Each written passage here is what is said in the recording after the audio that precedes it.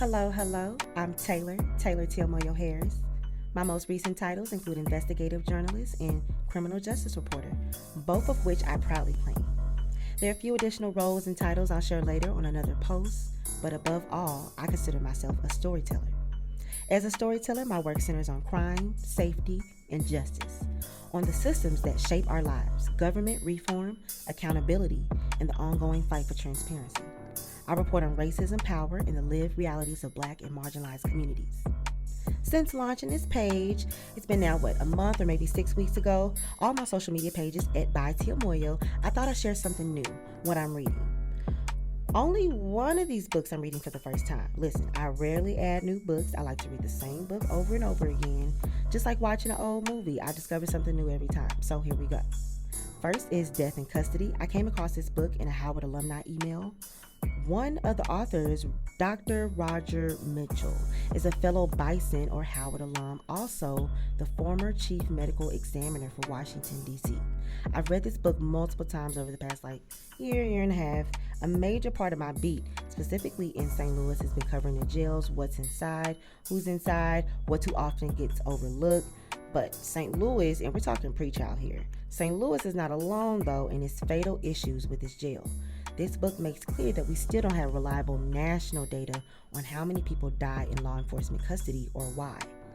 And that failure starts at the death certificate level, according to this book. This book makes clear that there's a compelling case that in-custody deaths should be classified on death certificates with a dedicated checkbox, because right now most aren't. And here, if we don't name these deaths, we let the state avoid responsibility. Listen, how a death in jail or in custody is labeled natural causes, accident, homicide, that determines whether it's investigated, whether families get answers, and whether the public even hears about it. The next book is That's the Way It Was, Stories of Struggle, Survival, and Self-Respect in 20th-Century Black St. Louis. I picked this one up at EyeSeeMe, a Black-owned bookstore in the St. Louis area. I believe it's University City. I've been in St. Louis too long. It's a collection of first-hand accounts that paint a clear picture of what life was like for Black St. Louisans, how people lived, worked, and built community even in the face of segregation, labor, exploitation, and housing discrimination. My favorite genre of books are coming-of-age stories or autobiographies. Reading stories of someone's childhood helps you understand a lot about why they are the way they are now. Personal opinion, but hey, that's me. The next book, Profit and Punishment: How America Criminalizes the Poor in the Name of Justice. Tony Messenger is a Pulitzer Prize winning columnist and also my former colleague at the Post-Dispatch. I still consider him one of the sharpest voices covering justice in the Midwest. I have 2 copies of this book. Listen, Tony and I literally met up with the sole purpose of him signing the book. I told him I had read it a while ago. I want him to sign it. I left it at home rushing, and he was like, no worries, I have an extra copy. Who has the extra copy? Tony.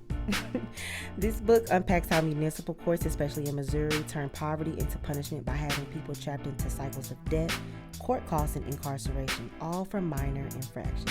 It's a clear investigative look at how the legal system doesn't just fail poor people, it profits off of them. The last book is The Broken Heart of America by Walter Johnson. I've had this book recommended to me repeatedly for a while. I've read excerpts here and there, but this week I finally checked it out from the library. I'm ready to dig in. This book dives deep into St. Louis's political and racial history, tracing how local policies of displacement and violence reflect broader American patterns of dispossession and control. This is the description, you all.